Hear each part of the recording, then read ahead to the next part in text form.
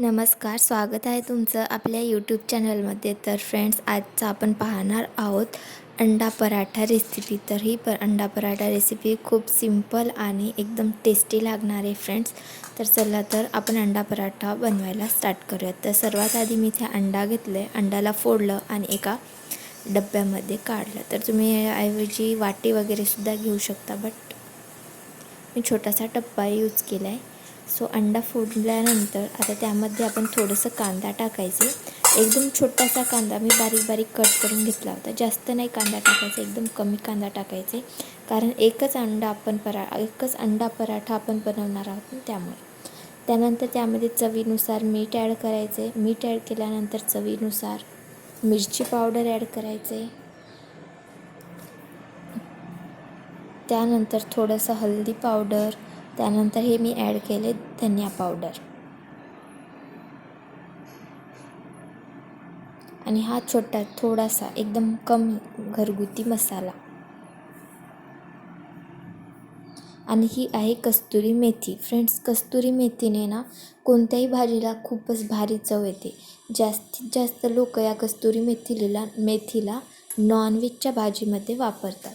आणि त्यानंतर मी हे टाकलं पनीर मसाला. याऐवजी तुम्ही मॅगी मसालासुद्धा वापरू शकता, कारण याने थोडा चटपटा टेस्ट येतो. त्यामुळे आता याला आपण छान व्यवस्थितपणे एकजीव होईपर्यंत मिक्स करून घ्यायचं आहे.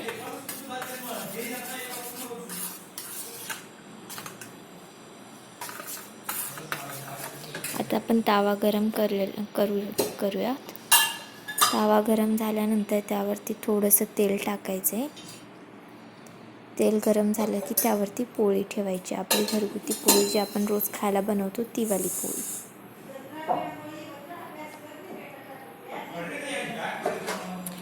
सो इथे तावा गरम झालेला आहे. आता आपण यावरती पोळी टाकली. छान अशी स्प्रेड करायचे. पोळीला हलकासा गरम होऊ द्यायचे. पोळीच्या वरतीसुद्धा थोडंसं तेल टाकायचे, जेणेकरून अंडा व्यवस्थितपणे शिजला जाईल. आणि त्यानंतर हे अंड्याचा बटर जे आपण तयार केलं होतं ते पोळीवरती टाकायचे.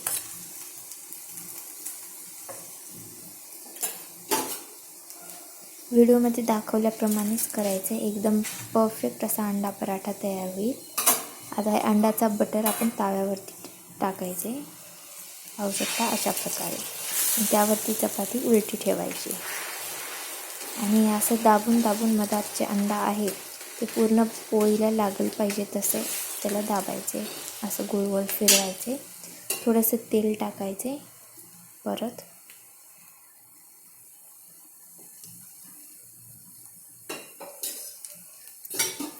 आता व्यवस्थितपणे याला पलटी करायचे. सो इथे आपण पलटी केले.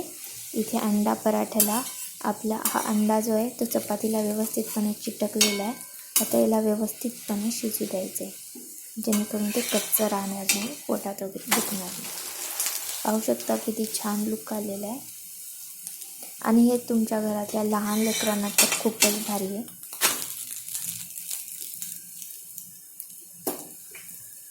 पिझ्झा वगैरे मागलं ना तर अशा प्रकारे अंडा पराठा तयार बनवून द्यायचे. एकदम टेस्टी आणि हेल्दीसुद्धा राहणार तुमचे लेकरं. ओके, तर आता हा अंडा पराठा रेडी झालेला आहे. याला मधातून मी फोल्ड केलं.